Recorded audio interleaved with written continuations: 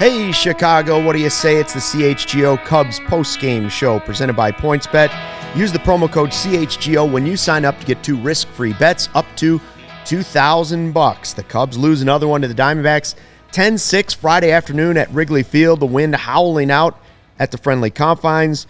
Luke Stuckmeyer here with Cody Delmendo, Mr. Kyle Williams in the building for the day. Cody, also known as Cody Delmetrics in the sabermetrics world by some people. He's so analytical. Since Tuesday. He now has a new name. Listen, we went into this game, and it was funny. I was driving in, and I was listening to the pregame show on the radio, and they were talking about Ron Coomer was like, big advantage to the Cubs. Diamondbacks have a pitcher who's never pitched at Wrigley Field when the wind's blowing out like this. Cubs have a guy who's been there, done that many times. It did not work that way. Instead, Kyle Hendricks went out and gave up 4 home runs for the second time in his career. Some of them wind-aided. Some of them were hit pretty hard. And in general, just catching too much of the plate on a day where the wind was blowing out at Wrigley Field. And it kind of had that feel very early on that it wasn't going to go well, Cody. Yeah, it's not great. No spin zones today. We stinks again. Carlos Zambrano, me, all of us, whatever. Yeah, it just sucks. 3 straight losses after you won 4 straight. What can I say? This is what this team is. Like, if you want me to just admit it, there you go. A very somber tone today. Yeah. All right. Cody rides the highs and the lows. Today is the lows. Yesterday was the lows. It's tough when, in the last 10 years, the most home runs hit by an opponent at Wrigley Field were today's the Diamondbacks and then that brutal game against the White Sox in the 2020 pandemic season. Like, I don't know, man. Like, even when the like conditions benefit the Cubs, they just find a way to not take advantage. I know this roster is not like past rosters, but man, like, some of them it just looked like they hit some lazy fly balls, and I mean, that was the kind of day it was at Wrigley Field, man. Yeah. And, like, the Cubs just did not take advantage of the conditions. And, you know, it is just one game, but at the same time, it's like you would have wished that you could have got a better effort from Kyle Hendricks. We've seen Kyle Hendricks perform very well in these types of conditions before, and it's usually when he has great command and he's inducing a lot of soft contact on the ground, and he did not have that today. 42% hard hit percentage. Yeah. Like, there's just nothing from this game really that leaves you thinking optimistically. I mean, the offense showed up a little bit, but, you know, Christopher Morel had the home run, which is good if you're thinking about the future. You know, I shit on Patrick Wisdom yesterday. Today it's a homer, of course, in typical fashion. You know, I thought Robert Gesellman had a nice couple innings, even though he gave up a homer, but who wasn't giving up a homer today? So, yeah, I mean, Fergie Jenkins is the only guy who didn't give up a home run today. That's the way it felt. I mean, this is the inning where Marquis was interviewing Fergie Jenkins, like, not even a half inning, like a full 5th inning, which nothing against Fergie. Like, it's obviously his day. I have nothing against the fact that they did it. It's just more of the fact that when they were interviewing him, that's when the Diamondbacks really just pelted all these homers against the Cubs. And the broadcast just kind of ignored that it was happening. like that sums up the 2022 Cubs. Like, this is what you get. Deal with it. Like, that inning summed up the season to me. Like, it's just like, you can't have nice things. So even on a day where we're supposed to be celebrating a legend, the inning that they decide to interview him in, the Diamondbacks decide to oh, let's hit some fly balls and they'll probably fly out of here. I thought Rojas was going to hit 5 home runs today. Yeah, it seemed like every single time he came up, the ball was flying out of the ballpark. Right. And Kyle, we went into this series talking about, consecutive series wins and the winning streak was going. And I said, listen, this is big. You've got Stroman, Hendricks, Steele, Miley. And this is the first time you've had your real, assuming once you knew Alzolay was not going to be a part of it for a while, you had your 4 guys, your 4 horses ready to go in a row, 1, 2, 3, 4. And I was excited to see what that would present for the Cubs. So far, Stroman and Hendricks weren't able to do it. And, that's kind of the part that hurts the most if I'm looking at it objectively. It's not that the offense only had 8 hits when the wind was blowing out, because we kind of know that this offense is going to have a lot of off days and a lot of inconsistency. It's not a potent offense. But you went with your ace and your co-ace against the Diamondbacks team that's in last place, and neither one of them was good enough. And previous outings, Stroman, before going on the COVID list, was spectacular. Hendricks has been really good the last 2 starts. But this was the chance to go back-to-back-to-back, 4 guys, and the first time you can get them like that, those 2 guys can't come through and you lose 2 games to the Diamondbacks. That part, I think, is disappointing. Yeah, it's very disappointing. I think for a team like the Cubs, who outside of those 2 guys that you just named, in Stroman and Hendricks, it's a lot of game-to-game. We'll see how these guys perform. You want to take advantage of these opportunities to okay, it's win day. Let's go get a win with Stroman on the mound. You have Hendricks, who's been here for a while. Let's go get a win. But that's what makes performances like today hurt. I get it with the wind conditions and everything, but you got to win these games, because you don't know what Steele is going to get you on a game-to-game basis. You don't know really what Wade Miley's going to get you on a game-to-game basis. But these 2 are supposed to be your pillars of the rotation, the constants, and to lose their 2 starts, it hurts more. Yeah.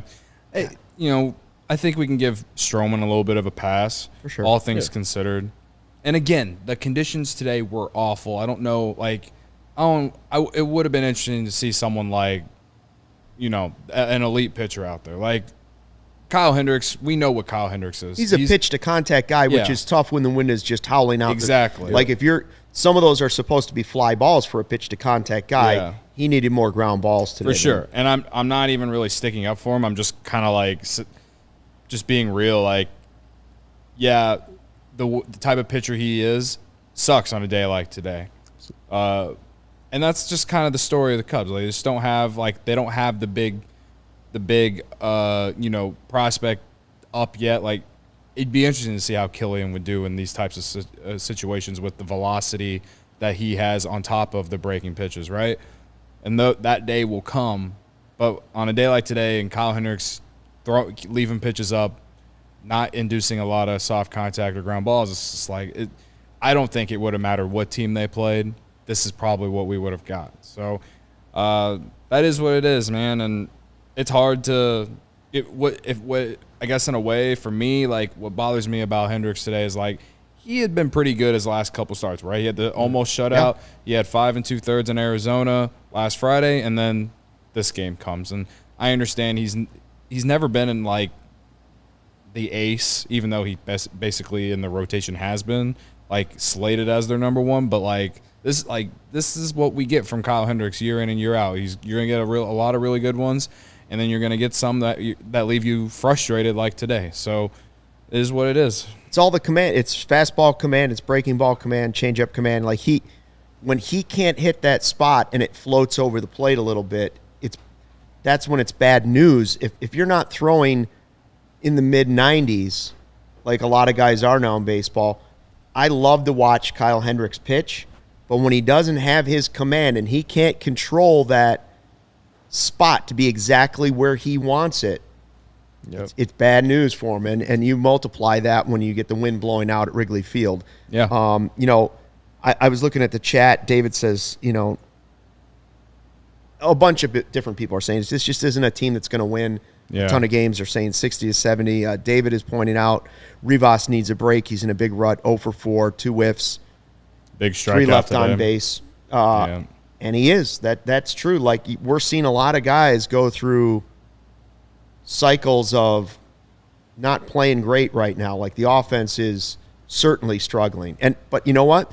The same was true of the Diamondbacks coming into this series, and they feasted today. So that there's opportunities in a series to try and get things rolling and the snowball going downhill for you, and the Cubs need that pretty badly right now for the offense. Yeah, I mean, I think for the Cubs offense, like, what they're really missing right now, like, I think it probably doesn't really change much, but, like, let's be real. We'd all feel a lot better with that lineup if Nico Hoerner was in it right now. You know what I mean? Like, and that's nothing against Vargas or Simmons or Villar or whatever. Like, let's be real. Nico Hoerner is better than all three of those guys. And defensively, offensively, yeah, the lineup would look better with Nico Hoerner in it. Just would.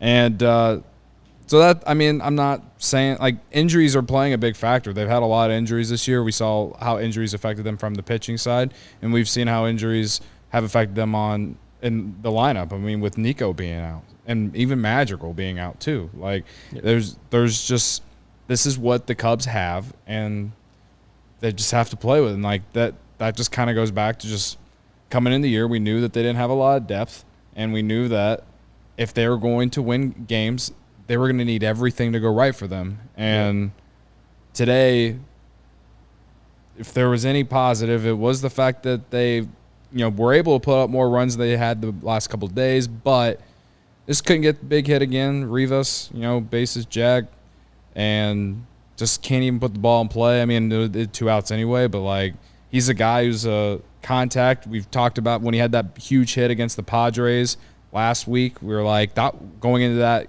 at bat, we were like, that's the guy we want up there, because he just takes he just makes the point to put the bat on the ball and see what happens, right? And this time he didn't do it. It's just one time, but yeah, he is kind of in a rut, and I don't know if you need to give him time off. I mean, I still think him and Frank platooning at first base is fine, like, for what the Cubs have right now. I mean, who else are you going to play there, right? Right. Well, Morel can play almost everything. We're starting to find out. That's another thing. Morel, I already mentioned him, but, like, yeah, I mean, it's just with Rivas, to me, he's young enough to where I feel like even when he's in a rut or adjusting, whatever, you got to get him the at-bats. The more at-bats he gets, the better for the future. I saw a name on the chat the other day that I'd totally forgotten about, and it was, you talk about the last rebuild for the Cubs and early on and stuff. Junior Lake was the name that came across there, like how excited people were by Junior Lake, like early on when he came up. And that's, that just speaks to the small sample size and how you can get attached to someone quickly if they do well at the major league level. Like, it's way too early to say Morel's going to be this or that, but you like his flexibility. You like that, we've seen him now play third base, second base, center field. He's got 2 home runs. Like, he's off to a great start. 2 weeks ago we were saying great things about Rivas. It's just they're very small sample sizes, and so you need to wait and see how this plays out over the whole season. Some of the guys won't even continue to get opportunities, and others will do well enough that we may get to see them for the whole season. But I'll be interested to see who those guys are at the end of the season, that out of that group of either guys that are around 30, that probably aren't pieces of the core moving forward, who ends up at least getting opportunities to be a part of something or part of some other team moving forward, and then which of the young guys will show you enough that they do have a place in the future, whether it's as a core piece or as a complementary piece, or as a piece that's, bouncing between the minor leagues and major leagues. I mean, that's still a valuable part of a team. It's just not, I think everybody's waiting to see Baez and Bryant and Rizzo come up. And so far, those guys, position player-wise, have not come up. Right. Maybe one of those guys develops into something like that. If you're lucky, if you're fortunate, if they continue to play well.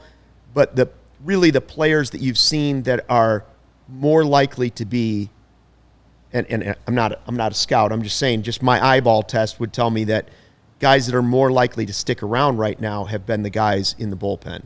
Yeah, no, I completely agree, and I think we'll see more. I don't want to say they could be the potential of what Javi Baez, Anthony Rizzo, and Chris Bryant were for the Cubs over their tenures, but the way Nelson Velasquez is hitting in AAA ever since he got the call there is very encouraging. Had a huge Arizona Fall League last year. Like he's kind of came on the scene out of nowhere. Obviously, Brennan Davis, I thought we would see him earlier, but the injury and the fact that he just did not start off this season in AAA very well has honestly, it's been a real damper because in my eyes, if we go all the way back to when I stupidly said this team could win 87 games, I was thinking, maybe Brennan Davis starts off hot in Iowa and he plays so well that the Cubs are just kind of forced to call him up because people are going to want to see him and they're going to be desperate for someone to latch on to. And, well, that didn't happen. No. And, now we're at a point where what is there excited to be about this team? And it's like every day we're talking about whether it's the bullpen, Steele has a great start or whoever, and then, now it's Morel. Last week it was Rivas. And either way, it's like there's no consistent one. Maybe Seiya is that guy. I know he didn't play today, but and even Ian Happ. But Brennan Davis would have been a great, it would have been fun to watch him come up and see what he could do. And that's a real damper that how his season has started is what's led to this. And that's kind of what happens if you rely on your farm system to quote unquote compete. So it is what it is. I am at the point where we are going to see what happens these last 2 months, and I'm on the board with everyone in the chat every day who's like, we need to see the young guys play. Kyle, you said earlier on the couch, we just need to see the young guys play. I'm on board, man. I'm tired of watching, these older guys who are just trying to make a career. I am kind of over it at this point. But at the same time, I'm trying to hold out any kind of optimistic view on what those guys could bring, whether it's via trade, right? If they could be a bench piece moving forward. I mean, remember when Travis Wood got traded to the Cubs in 2013 or 2012, whatever it was? Yeah. No one thought he was going to be on the 2016 team and actually making some sort of impact for that team. Nobody knew he'd be a great left fielder. Yeah. Of course he didn't have the biggest impact on that World Series team, but he was part of that rebuild. He was on all those bad teams. There's got to be a few guys on this roster that are older that could potentially just be a veteran piece, or I don't know, just something that helps when this team is good again. There are people or players here besides the young guys that could potentially be something, and it's just I wish we could just fast forward to it because it just feels like the summer is just getting longer and longer, and in a way that'd be nice because the winters always suck here. But some of these games, it's tough sometimes watching whenever you feel like you see Wisdom and you're like, all this guy does is either strike out or hit homers, and then today he homers and then actually makes more contact than strike out, and you're like, well, why can't we get that more on a daily basis? And it's he did win me who you got today, so I appreciate that. He did. I figured we dumped on him yesterday, so that was the right choice. And sure enough, the baseball gods were like, yep, yeah. He's going to hit one out today. But it would happen after I shit on him yesterday. So, but you guys have kind of mentioned with just the farm.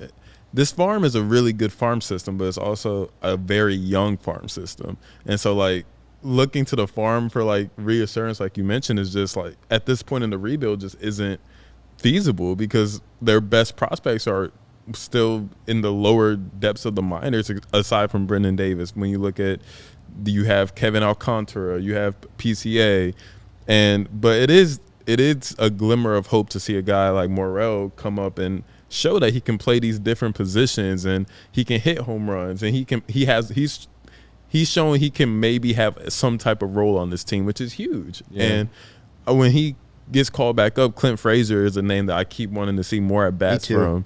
Just he's young enough that he can maybe tap into some of the potential that he had earlier with the Guardians, and then when he was traded to the Yankees. And he's one of those guys that maybe he's a vet on the next great Cubs team, like Jed likes to say. Yeah. And he's one of those names that are intriguing to me. And you're not going anywhere this season. Might as well give him those at-bats. Might as well give the younger guys, the Morels, more at-bats just to see what they can do, what they can't do, and use that information going forward. Yeah, I'm with you, Kyle. My thought process has changed here in the last 3 or 4 weeks. I'm starting to lean more toward if the player is not going to be a piece of the future, they can be on the roster as a placeholder maybe if you want to, but realistically, because you can't bring everybody up at once because that's a terrible idea too. Right. You don't want to stunt the growth of a player if he's not ready to be at the major league level. But like someone like Morel for now, I like seeing him in the lineup because, number one, I've really enjoyed the energy the last couple of days. Starting, obviously the pinch hit home run is as good as it gets, but you could see the excitement run around the bases. Same thing today, though. Like when he does something, I'm okay with him making mistakes for being overzealous. Like he had the throw that went beyond third base, and they ended up getting the runner at third base today. He sailed third base with a throw from center field. Okay, he was just trying to make a play. Like he'll learn from that, but it's better than a guy being too timid out there in center field, even if it does cost a game on a team that's probably not going anywhere this year. I wonder about this next round of trades that the Cubs will make, because you mentioned the farm system, right? And you're like, well, the farm system's really, really young. Like the best guys are at South Bend and Myrtle Beach right now, and some are starting, Tennessee. But when the Cubs go to make these trades, would you still want them to get just the best players they can, no matter what age they are? We talked about this when we've mentioned the Contreras thing. Do you want to see, would you be willing to take 18, 19-year-old kids that are going to take longer and going to be up with those guys that are in South Bend and stuff now? Or are you getting to the point now where you want to start to see AAA, at least AAA guys, AA, AAA guys that are closer to the major league level, so it's not just everybody in one small. I think you have to start getting guys who are going to be up in the majors soon at this point. Like I understand where they were a year ago when they traded the core for the high upside, because the farm just was very depleted at that point. But 2 years now, you're the Chicago Cubs. Like you need to start winning games very quickly and be competitive. Be one of at least a team that's in a playoff race competing, and that starts with getting more high end talent. Like an 18 or 19-year-old might provide more upside, but it's going to be 2023 next year, and this team needs to get back into that upper echelon of teams, and it's just unacceptable to just keep operating like this. Jack says in the comments, so are you saying this team won't compete until 2025? I don't know if we can wait that long. And I think he sent that comment related to the names you mentioned that are on the farm right now. Right. And, I've been very, loud about how the Cubs should compete next year, even if they did make these trades at the deadline, because depending on who all they send, obviously we think they'll probably send Robertson and Givens and probably Chris Martin. Contreras is probably on his way out too. But if you actually send Stroman, Hendricks, you've moved the timeline. Ian Happ, then you really are moving the timeline to 2025. And I just don't think that's not a move or a timeline that an organization like the Chicago Cubs should be moving to. It's not the infrastructure of this organization is not like it was in 2012 when Theo Epstein came in. It is much better. We've already seen how they can develop pitching with the pitch lab and everything, with the guys coming out of the bullpen, with still Killian in AAA right now, and more arms down there coming that are actually in AAA with him and also in Tennessee too. So, to me, I don't think they're going to win a World Series in 2023, but they should, if they don't trade the entire roster at the deadline and, make some significant free agent moves, and then also you hope some more growth out of the system comes along. Yeah, they can compete in 2023. Yeah, you're asking a lot there, but also you are the Chicago Cubs. You are a team that is, like I said yesterday, 15th in payroll, and you have the most expensive ticket in town, in baseball. Like, do I have to say anything else? No, Jack says it on the chat. He says, you're the Chicago Cubs, Jed. Can't have Villar and Vargas up the freaking middle. Yeah, that's... those are key spots on a roster. Cody, how did your bets do today? I went over, so just pile it on. Pile it on. Your scooter's broken. Scooter's broken. It's not really broken, just got a flat tire. Got to fix that. It's just, like, I didn't feel good about the Cubs the moment I came in just because of my mood coming in thanks to my electric scooter coming to the office. But anyway, it's, even though I lost, it's still... What did you bet on? I bet on the Cubs money line. Oh, okay. I bet on the Cubs to win outright. I thought that it was a good bounce back day, and I was wrong. So anyway, I made that bet on PointsBet, and the best way to support CHGO is to download the PointsBet app and use code CHGO when you sign up. If you do that right now, you get 2 risk-free bets up to $2,000.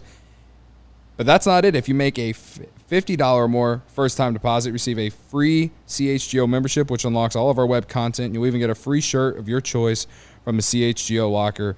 That's $2,000 in free bets, a free CHGO membership, and a free T-shirt from the CHGO locker, all for making more than a $50 first-time deposit at PointsBet. If you have any questions, you can email pointsbet@allchgo.com and we'll help you out. Your home for live in-play betting just got even better. Introducing PointsBet's new feature, Live NBA Same Game Parlay. For the first time ever, you can build the perfect live NBA Same Game Parlay only with PointsBet. Combine your favorite bets anytime during the game.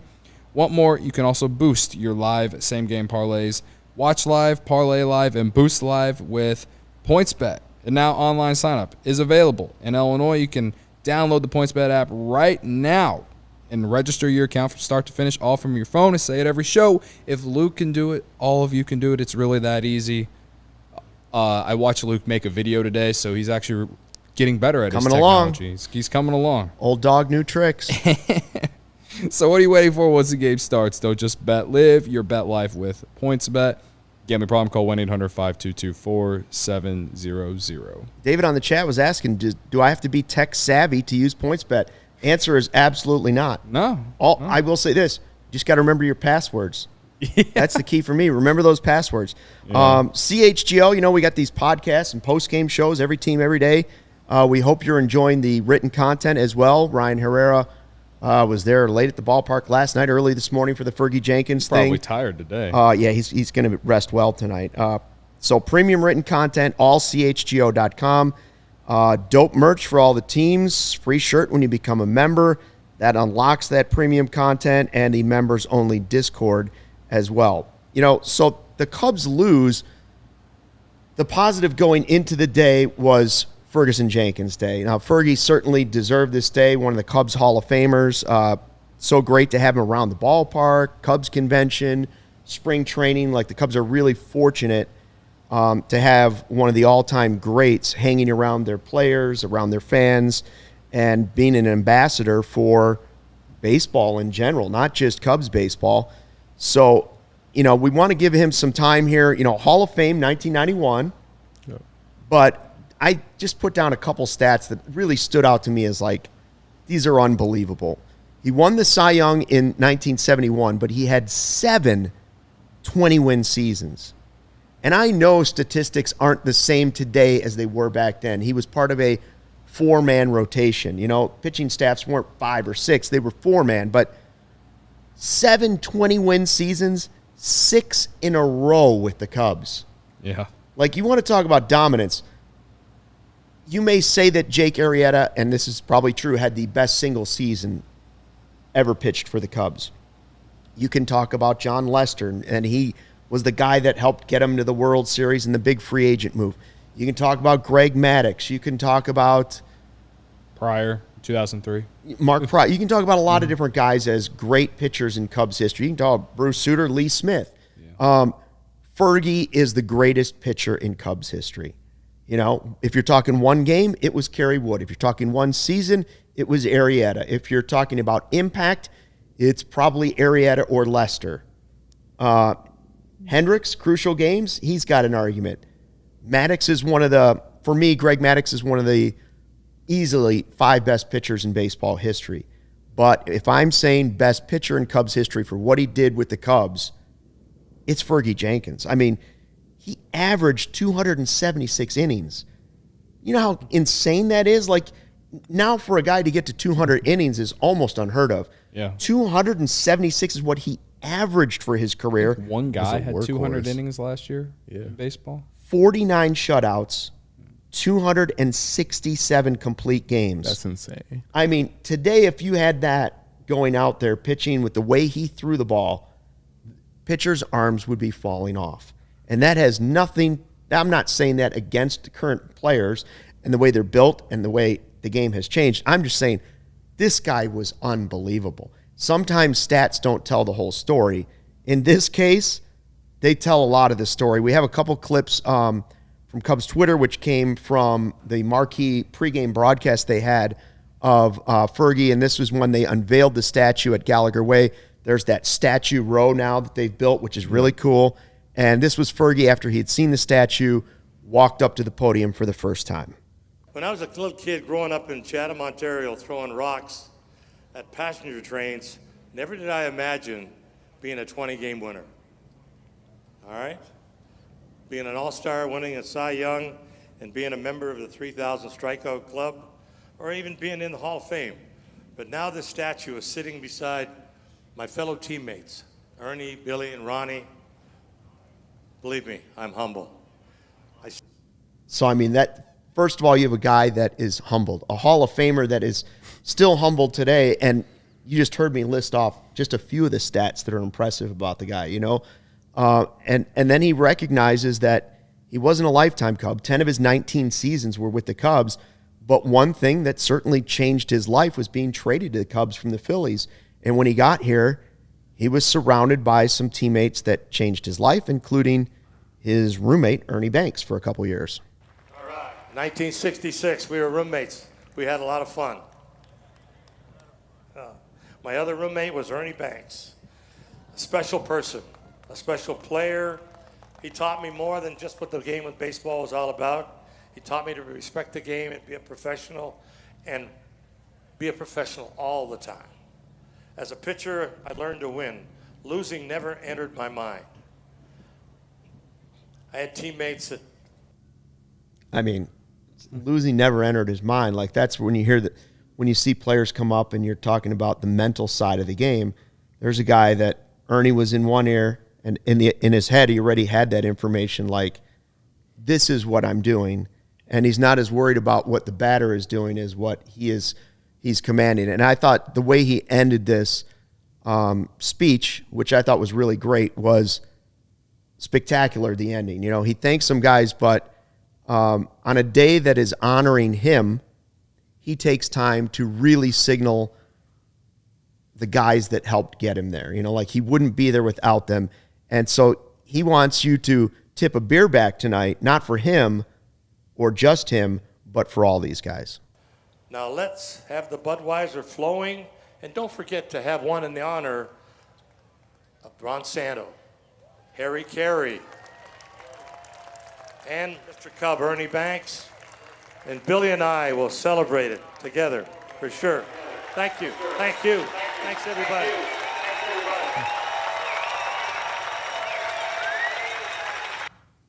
Pretty cool moment. I do love what the Cubs have built with Gallagher Way. I think it's a great spot, you know, when the team is winning and they can watch it on the Jumbotron, but also for events like this. And so for all the freaking out there was over the statues being moved this winter, it was like, okay, they're coming back. And frankly, this is a better space for that. You know, people can come out, take pictures. You can see all of them in one spot, which leads us to the next question. Who will be the next Cubs statue. We put that out on Twitter with a few choices yesterday. Ryan Sandberg got 68%. Almost nice. Greg Maddux got 11%. And write-in, which was mostly Sammy Sosa, 8%. I think Rhino is correct. Write-in, there's certain ones you think about and you go, what should it be? Well, somebody pointed out on that poll I was looking through, it's like, what about the celebration? You don't individually have to do Bryant or Rizzo at this moment, but like the White Sox have a 2005 statue right behind home plate. That would be cool. Yeah. Andre Dawson would be good. Andre Dawson would be Sammy would be good. I think Rhino is the right answer, though. Yeah, Rhino's probably, I mean, even though I didn't ever get to see him play, the impact he left on the organization, he deserves a statue out there, no doubt. But, I mean, I think my entire generation would say Sammy. He would be the one after that. Yeah. But they got to let him back to the ballpark for that. Exactly. There's a whole thing with that. I just think Rhino comes before Sammy. I'm not saying Sammy doesn't deserve the statue. I think you just kind of go in chronological order. You go Rhino, maybe Andre Dawson next. Yeah, Andre Dawson. What about Lee Smith? One. Real quick, guys, we got our own Rhino here. He might want to chime into the conversation. Yeah, let's see what he says about that. I like that, Joey. What a transition. That was awesome. So what do you think, Rhino? What's the next statue? Who should it be? Alfonso Soriano. No, and it would be like this. You can't see me. He'd be doing the John Cena. Alfonso Soriano, yes. How's it going, guys? Good. How you doing? Long day, huh? Good. The old night game, day game turnaround. Oh my God, night game into a day game that also included a statue dedication. That's what the job is. By the way, good to see you, Kyle. How's it going? How's it going? I don't think I've seen Ryan in a month or so. I think so, yeah. For like post game or any of that stuff. It's been a while. Yeah. Oh, well. We've missed you. You can come around, you know. Yeah. He's a busy man. Go ahead, right. Cody. What was the vibe like there during Fergie Jenkins' ceremony? From watching it on marquee from my apartment before coming in. As someone who never got to see him pitch, it was still cool to watch, to see a Cubs legend like that get enshrined. But to me, again, it's because I never got to see him pitch. Like, to me, when they finally put someone up there that I got to watch, it'll be different for me. What was it like there being around it with all of the former teammates and everything like that? Yeah, I mean, that was the cool part. I'm kind of in the same boat, Cody. Like, I never got to see him pitch, and this again, just I've only been around baseball the last couple of years, so haven't really gotten a chance to interact with Fergie too much. But I mean, obviously, Cubs legend and someone that's always around, someone that's always doing the 7th-inning stretch or on the video board, stuff like that. So we've obviously been exposed to him. But yeah, I mean, the vibe was just seeing Billy Williams out there, seeing Ryan Sandberg, Kerry Wood was there, Lee Smith, the Hawk was there. I mean, even CC Sabathia showed up, and Adam Jones were out there. Those are two names you probably wouldn't have thought were going to be there. But yeah, I mean, it's cool. It's honoring a legend that, frankly, has probably deserved it for a while. I mean, Pat Hughes said it pretty much right away. He's like, Fergie's the greatest pitcher in Cubs history, and you can't really argue that. So it was just a long awaited kind of honor for him. And I mean, definitely the vibe itself was just everyone's having fun. You have this whole Gallagher Way is honestly a lot bigger than I thought it was. It fit a good amount of people in there. But everyone, especially with Fergie, the town crier from Fergie's hometown and Canada was there, which was pretty cool. I think Wrigleyville should get a town crier. That would be pretty awesome. But the trumpets there, I mean, just everyone there, talking about Fergie, and honestly, telling me a lot more about Fergie than I even knew already. Again, goes back to just not having been exposed to Fergie as much growing up. But yeah, definitely very cool ceremony for him, a well-deserved honor, and just the game did not pull its end of the bargain for sure. But this morning was a very cool experience and very cool thing to be at. I see one in the chat, and I think it's a great question for debate. Jack says, out of Rizzo, Bryant, Baez, Lester, Arrieta, and Hendricks, if if you pick one who gets a statue out of that group, because you're not going to have that's why, the White Sox did their World Series championship, but that other guys are going to still get one. That is a difficult question. That is. List the group again, Luke. The group is Rizzo, Bryant, Baez, Lester, Arrieta, Hendricks. Off the bat, I would say Rizzo or Lester. I think it's Lester. Rizzo or Lester, but Bryant is your MVP out of that group. He's your Rookie of the Year. I think Rizzo's the answer here. If you could only pick one, it all started with him. He was the first guy who came up. He was quote unquote the captain. He with everything he does in the community. I think there's a bigger. I think you would if you could find a way you'd do it together.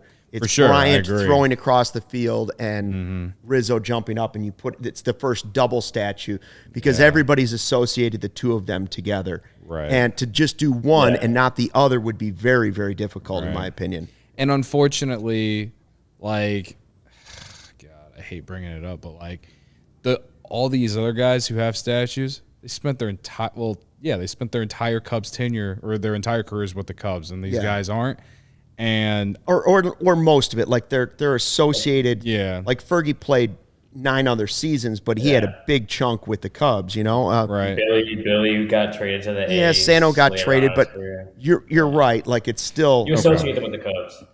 Yeah, I get what you're saying, Cody. You associate them as Cubs for life, and I think that I want to say that happens because their careers ended so long ago, and they were so good. Obviously, with the Cubs, they were good in other places too, but with the Cubs, were so good, and then they just kind of gravitated back towards Chicago after their playing days. So I think maybe give it 40 years and you'll think of Anthony Rizzo as a Chicago Cub over any other team. I think you just got to wait, Cody. Just wait till you're 71. You'll be. I won't even be around for that probably. Yikes. 40 years from now. I would say in time, we'll probably always people will probably always remember Rizzo as a Cub unless he does win a World Series with the Yankees. But Lester's he's beloved in Boston too.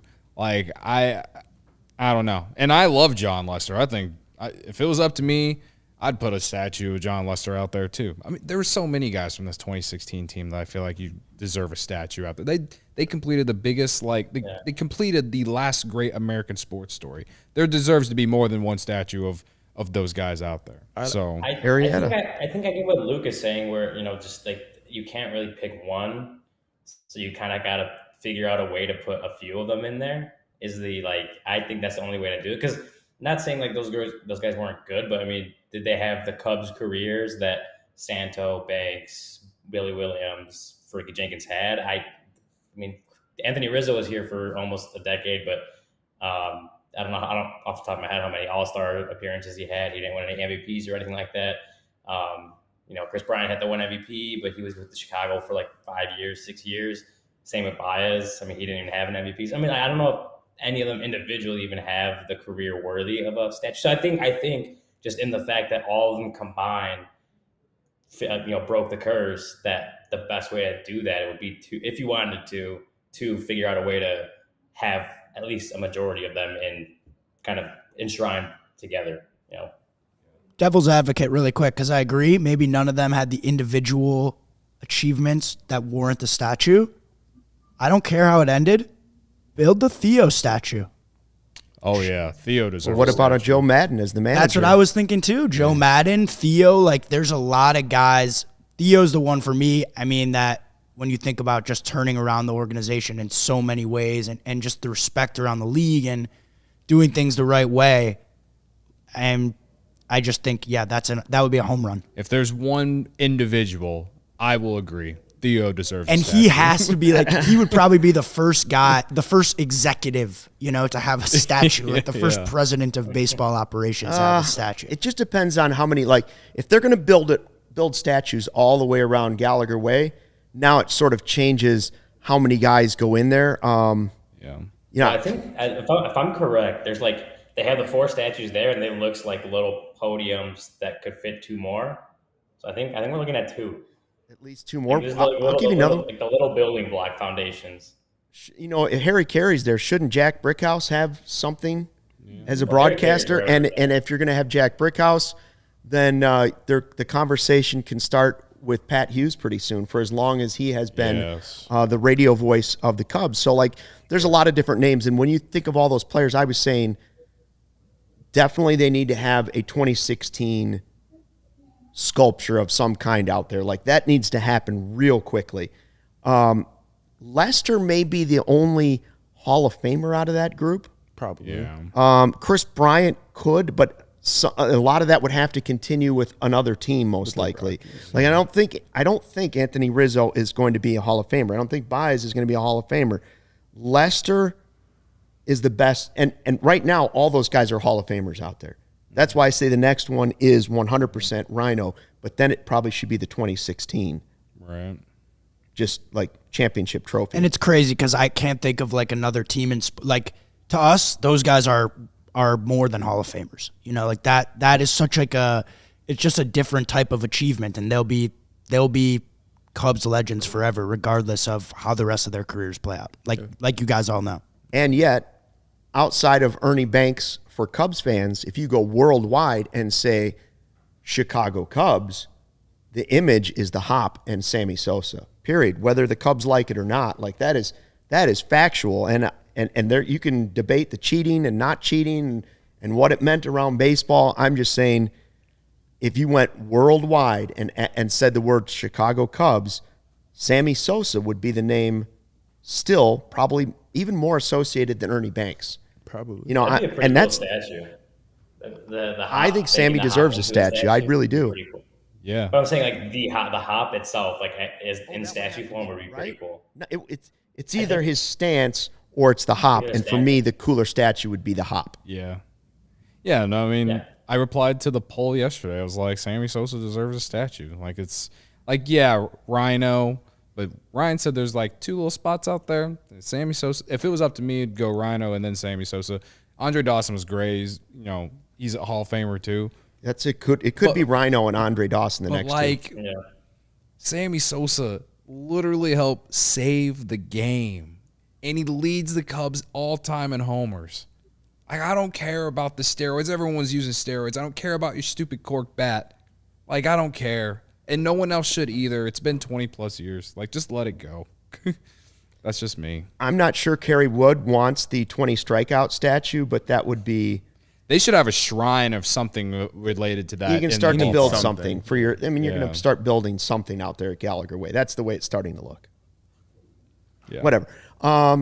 Real quick, Ryan, what was it like afterwards? Obviously, it was a strange game. You know, we were thinking, hey, we've got Stroman, Hendricks, Steele, Miley going, and so far the first two haven't been able to do it, and the wind was part of the problem today, at least.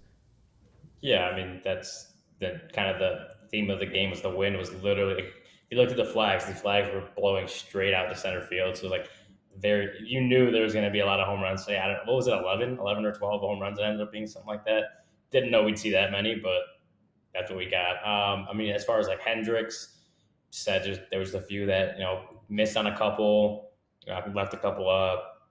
I think Rojas might have hit one off of him, but I think I don't have the box score right in front of me, but just a couple of the home runs that Hendricks gave up.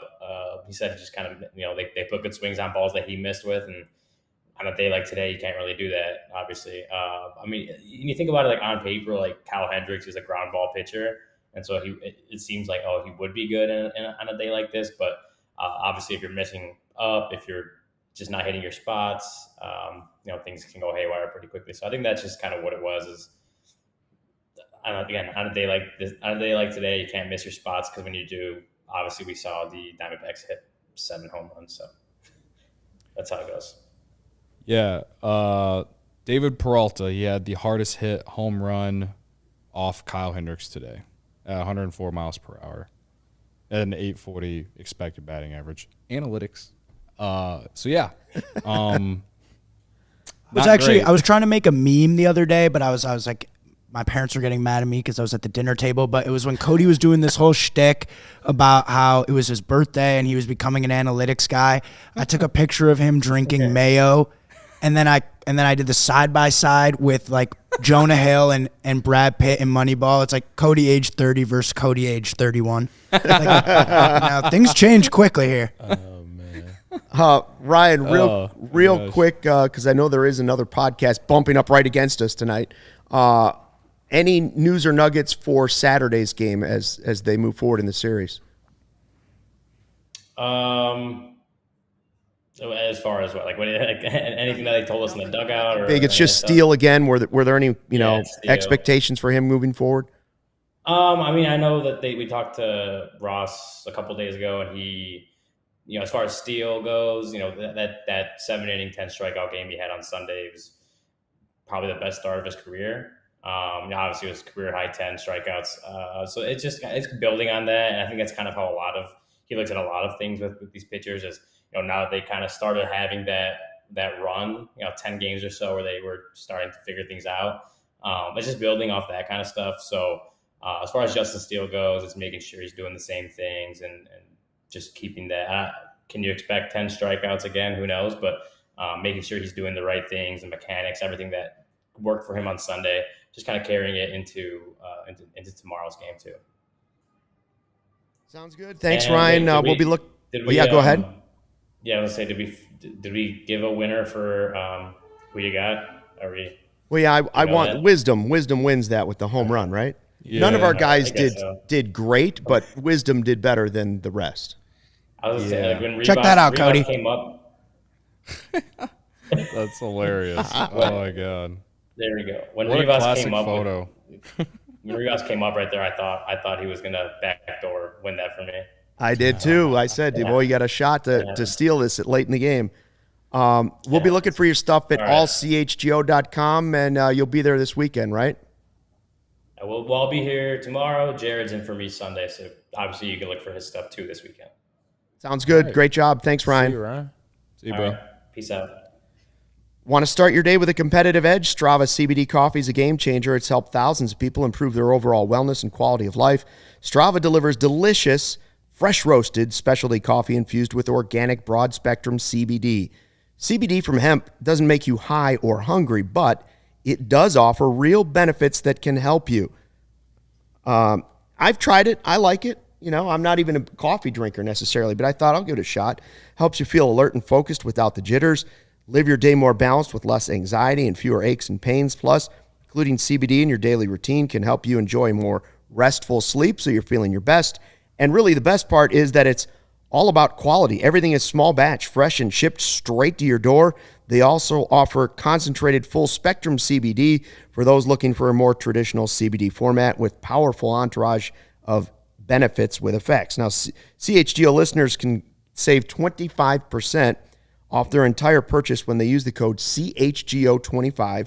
That's 25% off your entire order at StravaCraftCoffee.com when you use the code CHGO25 at checkout. Discount coupon valid on non-subscription purchases only, one use per customer. And if you already love Strava, subscribe and save at the Strava Coffee Club. You're in control, saving on your favorite coffees, having them automatically delivered to your home or office on your preferred schedule. So, game 3 of the series, Madison Bumgarner against Justin Steele. We just heard, Ryan pointing out, that was Steele's best start of the season. Bumgarner, the guy's old, but he's still got an ERA at 2.29, and so this will not be an easy one right here. You're trying to at least pull a split in this series at this point. Yeah. I like whoever Stephen W. is in the comments. He says, watch us win 6 straight. Got to be patient this year. Yeah, I like that optimism. I need to drink some of that Kool-Aid. I need some of it today. We got to remember this Diamondbacks team is still the Diamondbacks. They're coming off losing 6 straight. Now they've won 2 straight. Cubs have dropped 3 in a row. Yep. I think what will get the Cubs back into the win column, if they were to split the series, they're going to need Steele to give a similar performance that we saw Sunday, and we're going to need Miley to be similar to what we saw on Monday, and that's 6, 7 innings, 3 runs or less, and hope and pray to God that the Cubs offense can bust something out, because that's when they won those 6 of 9 games. Like they were getting the pitching, and the offense was timely. So, again, yeah, Bumgarner he's probably – anyone think he's a Hall of Famer? 3 rings. He has a case. One of the greatest postseason pitchers of all time. I think because of the postseason, he's probably going to get there. Yeah, right. Like going up against a Hall of Fame caliber pitcher here tomorrow. The Cubs have hit well off lefties. If you want me to spin zone for you. So yeah, I mean, listen, it's been a roller coaster type year. A lot of waves. Drop 3 in a row.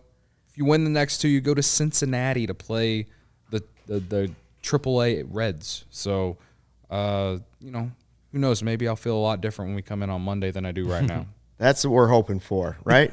Kyle, great to see you. Thanks for coming in today. To be here. Cody, good luck with your bets this weekend. Gonna need it. Yep. And we'll pick this up again next week. Thanks for dropping in to check out the CHGO Cubs Postgame Show presented by PointsBet. Brendan and Corey will have the series recap for you coming up Sunday night into Monday morning. Then we'll be back for more games all next week, right on into the White Sox on the weekend. Have a great weekend.